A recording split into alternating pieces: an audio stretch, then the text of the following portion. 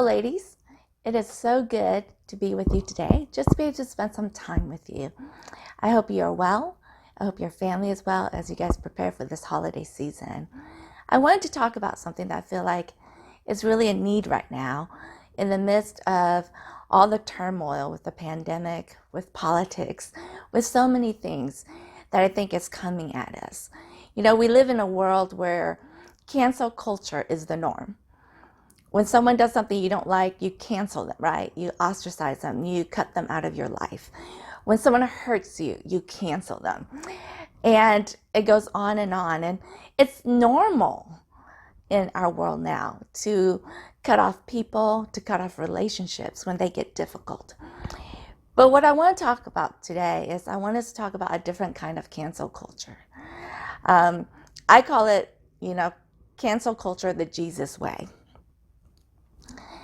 And just to share a little bit, I feel like the last year and a half has been so difficult for me on so many different levels. I've had so much loss, just really a lot of grieving. I've lost 6 immediate family members in the last 2 years, aunts, uncles, first cousins, just people who are very close to me.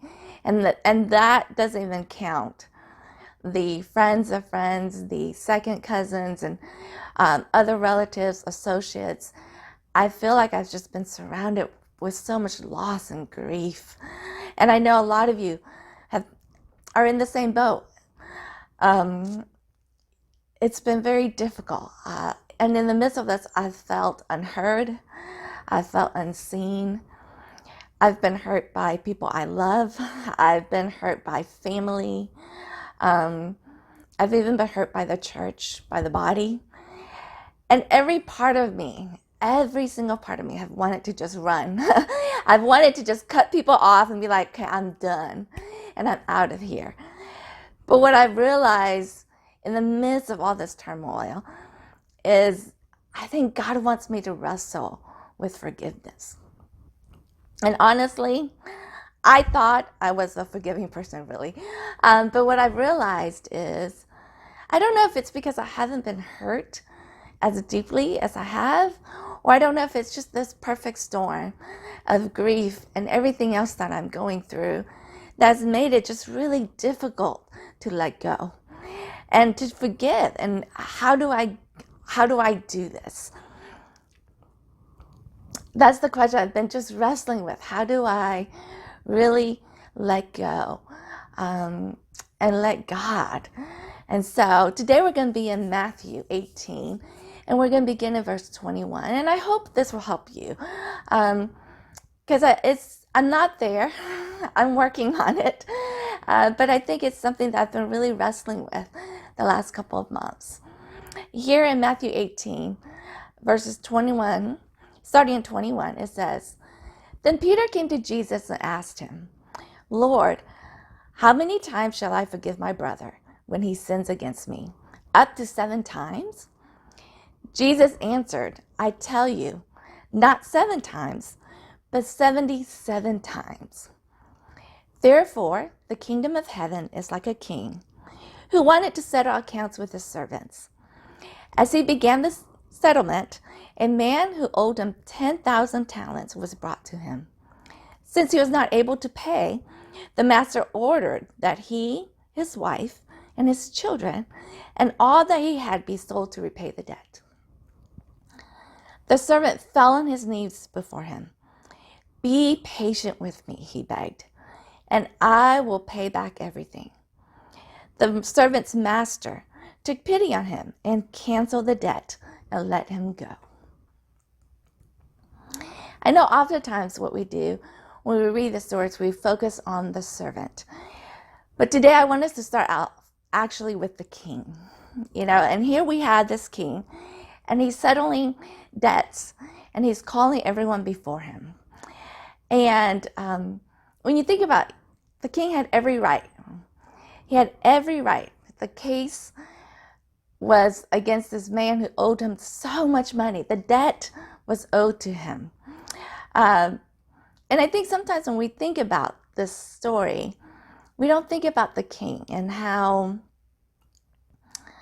when there's a debt and when you cancel a debt, somebody has to absorb the loss, right? It's not like this debt miraculously disappears. It's not like all of a sudden he gets the money back somehow. It's actually a loss. And the king was willing to take the loss. He was willing to absorb the loss of 10,000 talents. And I just want to give you an idea of what 10,000 talents is, what kind of debt it was. It was actually, when you calculated it out, 10,000 talents is 100 million days of wages for a peasant. So you can imagine when Jesus told the disciples this, they were probably, Jesus' audience was shocked at the amount, right? It was a ridiculous amount. And just to give you an even better idea, Herod's annual tax revenue during that time was only 800 talents. And so this man owed 10,000 talents. And it's even absurd when he falls before the king and he's like, I promise I will pay it back. 100 million days? I don't think that was even possible. But despite the size of this debt, the king canceled it, right? Because he had mercy on the servant. He was willing to absorb the loss of all that money. That's a lot of money that he is willing to take a hit for. But I want us to now compare it to the servant and his response to what happened to him. If we read here in Matthew 18, continuing in 28, but when the servant went out, he found one of his fellow servants who owed him 100 denarii. He grabbed him and began to choke him. Pay back what you owe me, he demanded. His fellow servant fell to his knees and begged him, be patient with me. I will pay you back. But he refused. Instead, he went off and had the man thrown into prison until he could pay the debt. So if we look at the servant, he refused to absorb the debt from his fellow servant. Even though it was so much less, 100, what was that? 100 denarii was 1/millionth of what he owed the king.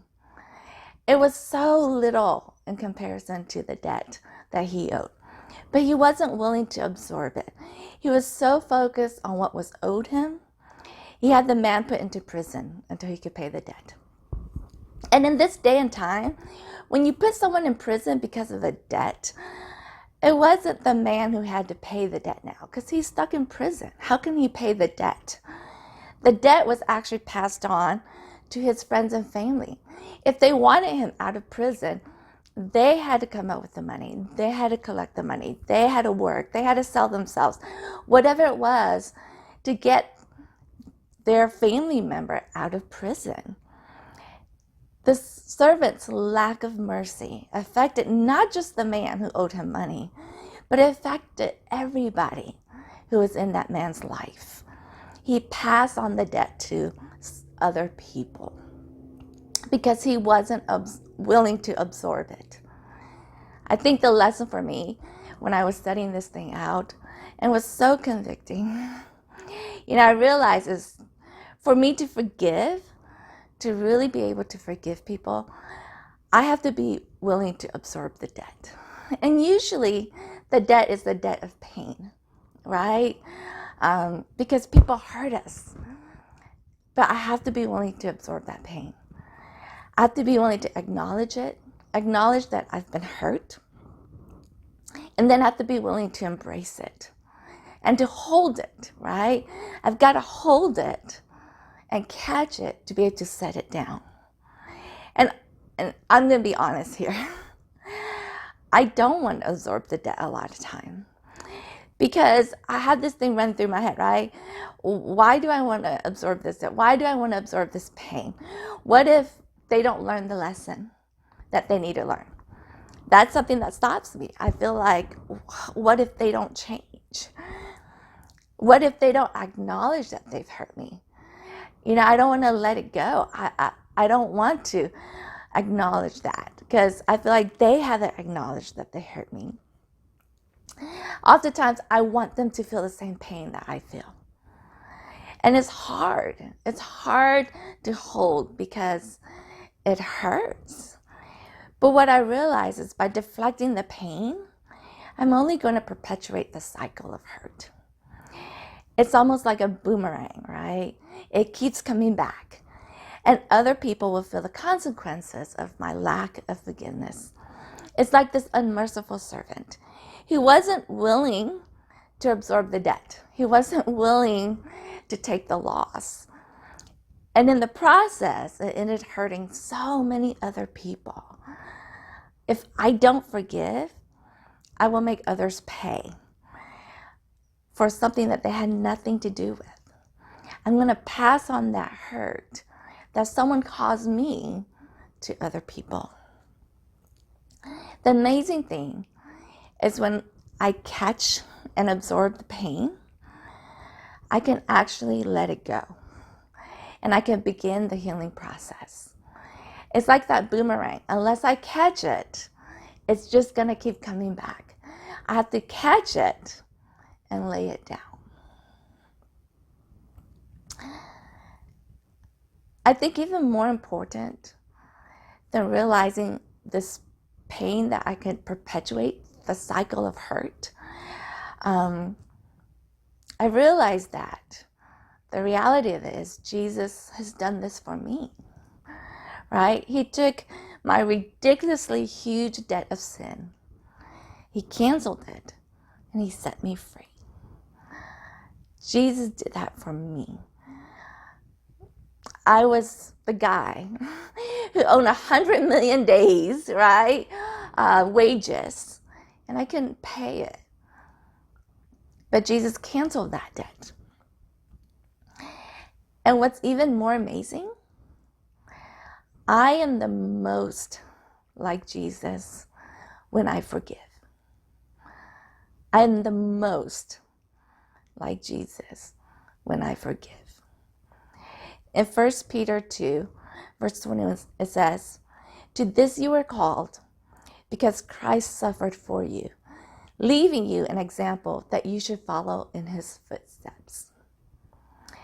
It's not when I share my faith. It's not when I read my Bible and pray.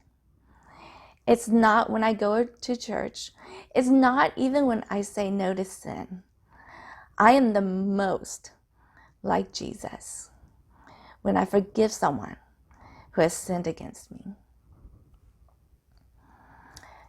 You see, Jesus' cancel culture is to take on the debt and to lay it down at the cross. Now, I want to make it really clear, first of all, that forgiveness is not staying in an abusive relationship, in an abusive situation. I think it's important to set healthy boundaries. Boundaries are needed for healing.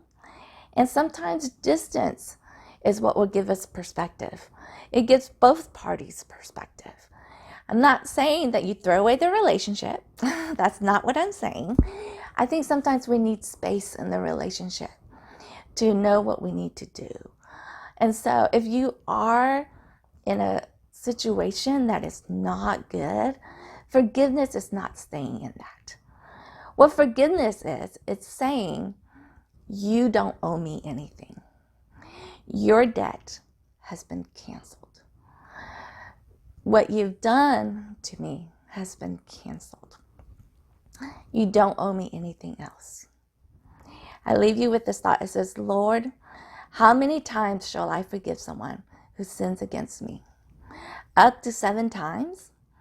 Jesus answered, I tell you, not 7 times, but 77 times. Thank you so much for being with me. And I hope this helps you. I hope it gives you something to think about. I hope you have a great holiday. Take care.